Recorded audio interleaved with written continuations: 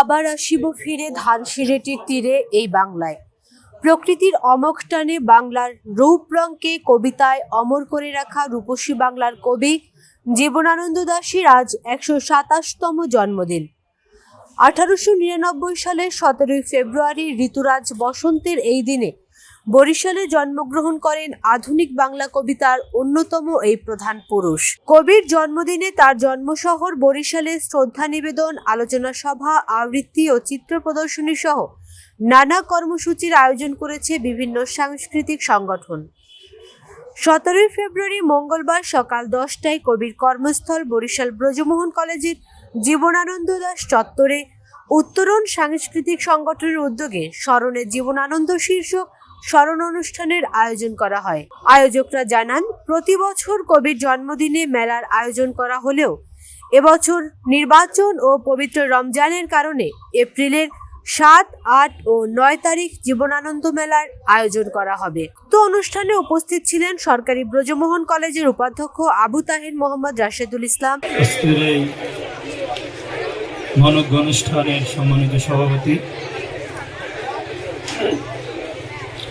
মঞ্চে উপবিষ্ট আছেন সরকারি ব্রজমোহন কলেজের সাবেক অধ্যক্ষ, সাংস্কৃতিক ব্যক্তিত্ব প্রফেসর সময় ইমানুল হাকিম স্যার। মঞ্চে উপবিষ্ট আছেন সরকারি ব্রজমোহন কলেজের বিভিন্ন ডিপার্টমেন্টের সম্মানিত শিক্ষক মণ্ডলী। সামনে উপবিষ্ট আছে উত্তরণের সাবেক নেতৃবৃন্দ ও সুপ্রিয় শিক্ষার্থীবৃন্দ, আসসালামু আলাইকুম। কবি জীবনানন্দ দাশ বাংলার অহংকার, বাংলার গর্ব। তিনি ছিলেন বাংলার কবি, প্রকৃতির কবি, রূপসী বাংলার কবি। বাংলার প্রতি, প্রকৃতির প্রতি, মাঠ ঘাটের প্রতি তার অকৃত্রিম ভালোবাসা তার কাব্যে প্রকাশিত হয়েছে, উত্থিত হয়েছে। সে নিজেই বারবার ঘোষণা দিয়েছে, আবার আসিব ফিরে ধানসিঁড়িটির তীরে।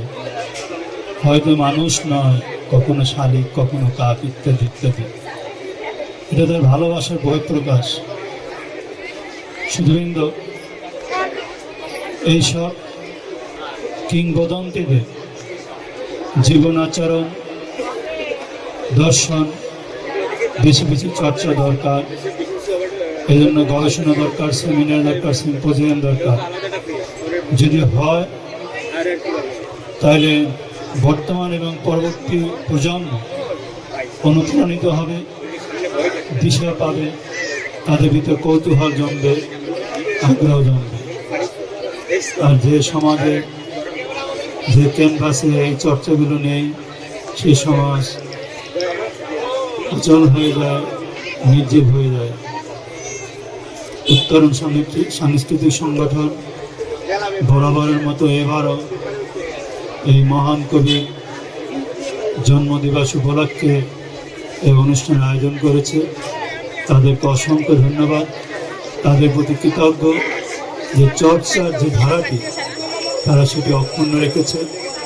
তাদের প্রতি নির্দেশনা থাকবে, এটা যেন অব্যাহত থাকে। সাবেক অধ্যক্ষ আসম ইমানুল হাকিম আলোচনা করে আসছে এবং এই ধারা তারা অব্যাহত রেখেছে। এই জন্য তাদেরকে ব্যক্তিগতভাবে আমার পক্ষ থেকে ধন্যবাদ এবং সাধুবাদ জানাই। কবি জীবনানন্দ দাশ সম্পর্কে বলার মতো ধৃষ্টতা আমার নেই। আমি সাহিত্যের মানুষ নই, আমি ইতিহাসের শিক্ষক। আমি এই কলেজেরই একজন বিদ্যার্থী ছিলাম, উচ্চ মাধ্যমিকের ছাত্র ছিলাম। আমার পিতা এই কলেজের শিক্ষক ছিলেন। সেই সূত্র ধরে আমার ছেলেবেলা, বড়বেলা, সব বেলা কেটেছে ব্রজমোহন কলেজ প্রাঙ্গণ, আমার প্রিয় শহর বরিশাল। তো স্বাভাবিকভাবেই বিএম কলেজের সাথে আমার একটা আত্মিক সম্পর্ক রয়েছে। আমার ভালো লাগে যখন শুনি এই কলেজ উন্নতি করছে এবং এই কলেজে সাহিত্য সংস্কৃতি চর্চা চলছে, বার্ষিক ক্রীড়া অনুষ্ঠান হচ্ছে, কলেজ বার্ষিকী প্রতি বছর প্রকাশিত হচ্ছে। যখন আমি এটা দেখি তখন আমার নিজের কাছে নিজেকে খুব গর্বিত মনে হয়। আমি জীবনানন্দ দাস নিয়ে খুব বেশি আলোচনা করব না। জীবনানন্দ দাসের কিছু দিক আমি একটু সংক্ষিপ্ত সারে তুলে ধরতে চাই, যেগুলো অনেকেই জানে না। যেমন জীবনানন্দ দাস ধানসিঁড়ি এখন যে বাড়িটা, তিনি ওখানে থাকতেন এবং কলেজে তিনি আসতেন। কলেজ রোড ভিতর দিয়ে ছায়াবেড়া পথ দিয়ে উনি হেঁটে হেঁটে উনি কলেজে প্রবেশ করতেন। এই পূর্ব দিকে দুটো গেট ছিল, এই পূর্ব দিকে দুটো প্রবেশ পথ ছিল শ্রীকুমার দত্তের আমল থেকে। তো সেই দুটো প্রবেশ পথের একটি পথ দিয়ে উনি বুঝেমন কলেজে প্রবেশ করতেন, এটা আমি অনুমান করি। এবং এক শীতের সকালে তিনি মশারি গায়ে জড়িয়ে তিনি কলেজে এসেছেন, ক্লাসে ঢুকেছে। ছাত্ররা দেখছে যে চাদরের পরিবর্তে জীবনানন্দ দাস মশারি জড়িয়ে তিনি ক্লাসে চলে এসেছেন। জীবনানন্দ দাস একজন কবি যে ছিলেন তা, তিনি প্রকৃত অর্থে একজন দার্শনিক ছিলেন। ইংরেজি বিভাগের বিভাগীয় প্রধান জনাব মহিউদ্দিন চৌধুরী, সহকারী অধ্যাপক সঙ্গীতা সরকার। এই ক্যাম্পাসেই তার পথ চলা হয়েছিল দীর্ঘ 11টি বছর। আমরা জানি যেটি 34 থেকে 46 পর্যন্ত উনি এই কলেজের ক্যাম্পাসে, এই কলেজের ঘাসে হেঁটে বেরিয়েছেন। এবং যেটি বর্তমানে পদার্থবিদ্যা ভবন, এই ভবনের দোতলায় দুদিক থেকে দুটি কাঠের সিঁড়ি ছিল, যেই সিঁড়ি বেয়ে তিনি উঠতেন এবং দোতলার একটি কক্ষে তিনি নিশ্চুপ বসে থাকতেন। কখনো কখনো এই কলেজের অধ্যাপক বৃন্দ কিংবা আমরা যারা এখন অধ্যাপক হয়েছি, তারা তাকে নিয়ে আলোচনা করতে গর্ববোধ করি, কিংবা তিনি আমাদেরই মানুষ সেটি বলতে আমরা উচ্ছ্বসিত বোধ করি। কিন্তু এই কলেজের অধ্যাপক বৃন্দ তাকে কখনো কখনো গেয়, ভার কিংবা তার আচরণকে ন্যাকামি বলে অভ্যস্ত করতেন। এবং কোনো একজন প্রফেসর ছিলেন, রসায়ন বিভাগের একজন অধ্যাপক ছিলেন, কিংবা নারায়ণ গঙ্গোপাধ্যায়, যাদের নাম না উচ্চারণ করলেই নয়, তারা ক্লাসে গিয়ে তুচ্ছ তাচ্ছিল্য করতেন এবং জীবনানন্দ দাশের কবিতার উদাহরণ দিতেন। সুরঞ্জনা তোমার হৃদয় আজ ঘাস বলে হো হো করে ফেটে পড়তেন ছাত্রদের সামনে তারই সহকর্মী বৃন্দ। এবং আমরা আজ উচ্ছ্বসিত বোধ করি তার সম্পর্কে মন্তব্য করতে চেয়ে। ইতিহাস বিভাগের সহকারী অধ্যাপক জনাব মোহাম্মদ জহিরুল ইসলাম।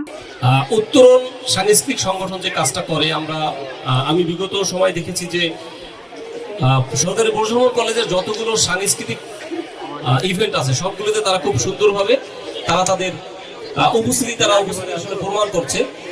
তো ভালো লাগার প্রেক্ষাপটেই ওরা আসলে আমাকে এই বিষয়টার সাথে একটু দাওয়াত দিছে আর কি। তো আমি দাওয়াত তো ফেলতে পারি না, এখন আজকে দেখলাম 2বার ফোন করছে। আমি আসলে কিন্তু এই বিষয়ের মানুষ না আসলে, কিন্তু মন থেকে তো আসলে ভালোবাসা আছে। আমি আসলে খেলার জগতের মানুষ, খেলাধুলা একটু বেশি পছন্দ করি। তারপরও জীবনানন্দ দাশ বা আমাদের যে স্বনামধন্য যে কবি সাহিত্যিকরা আছেন, তাদের লেখাগুলো তো অবশ্যই আমাদেরকে টানে, আমাদের মনকে কেড়ে নেয়। তো এই এত সুন্দর একটা অনুষ্ঠান আয়োজন করার জন্য আমাদের এই উত্তরণ সাংস্কৃতিক সংগঠনের সাথে যারা জড়িত সকলকে আমার অন্তরের অন্তঃস্থল থেকে ধন্যবাদ জানাচ্ছি। এবং আমি আশা করব যে আসলে এরকম একটা ক্যাম্প আছে, যদি আমাদের প্রতি মাসে অন্তত 1টা বা 2টা যদি এরকম সাংস্কৃতিক অনুষ্ঠানগুলোর আয়োজন করা যায়, তাহলে আসলে ক্যাম্পাসটা প্রাণবন্ত হয়। আমরা এই ক্যাম্পাসটা আসলে এমন একটা ক্যাম্পাস যে সারা দক্ষিণবঙ্গের ভিতরে কিন্তু আসলে এটা একটা বলা যায় যে একটা মিলনের স্থান আর কি। সব ধর্মের মানুষ, সমস্ত শ্রেণী পেশার মানুষগুলো আসলে এই ক্যাম্পাসে আসে। তো তারা এসে যেন বুঝতে পারে যে আসলে সরকারি প্রজনন কলেজ শিক্ষা, সংস্কৃতি এবং ক্রীড়ার ক্ষেত্রে এই অঞ্চলকে আসলে নেতৃত্ব দিচ্ছে। আমরা আসলে সেরকম একটা পরিবেশ চাই এবং আশা করবো আমাদের সম্মানিত উপাধ্যক্ষ মহোদয় এখানে আছেন, তিনিও এই বিষয়টার দিকে জোর দেবেন যে আমাদের শিক্ষার্থীরা যদি এরকম অন্তরের কাজগুলো যদি প্রতিনিয়ত করে এবং সেখানে আমরা যেন সহযোগিতা করতে পারি। পদার্থবিজ্ঞান বিভাগের সহযোগী অধ্যাপক মোহাম্মদ রাশেদ খান শাহিন সহ উত্তরণ সাংস্কৃতিক সংগঠনের সিনিয়র ও বর্তমান সদস্যরা। প্রিয় শিক্ষকবৃন্দ এবং শিক্ষার্থীবৃন্দ, সবাইকে বিএম কলেজ ছাত্র দলের পক্ষ থেকে জানাই আন্তরিক শুভেচ্ছা ও অভিনন্দন।